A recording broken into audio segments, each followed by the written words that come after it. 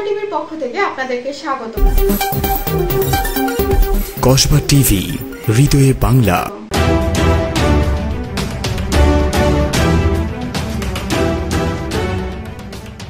শিরোনাম নিয়ে সাথে আছি আমি শারমিন আক্তার। গোপন সংবাদের ভিত্তিতে বাংলাদেশ সেনাবাহিনীর এক অভিযানে কসবায় 1050 কেজি ইলিশ সহ ট্রাক জব্দ।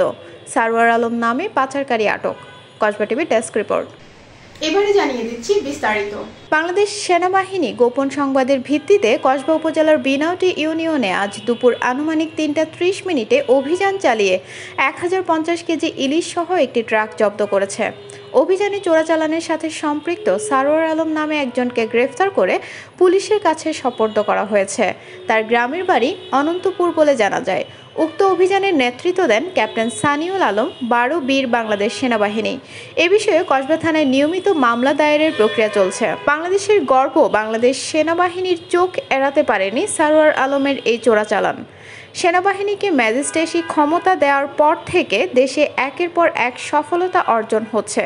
এটি প্রশংসার দাবি রাখবে বলে সচেতন মহল অভিমত প্রকাশ করেছেন। তার সাথে যারা জড়িত তাদেরকে আটকের জন্য দাবি জানান সচেতন মহল।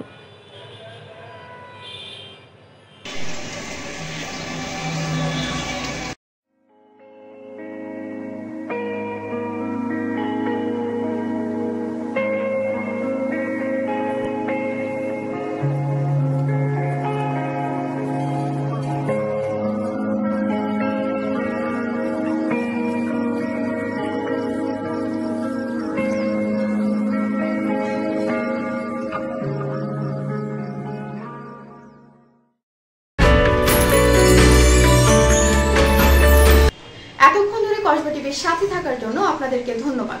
কসবা টিভিকে লাইক, শেয়ার এবং সাবস্ক্রাইব করে পাশে থাকুন। আল্লাহ হাফেজ।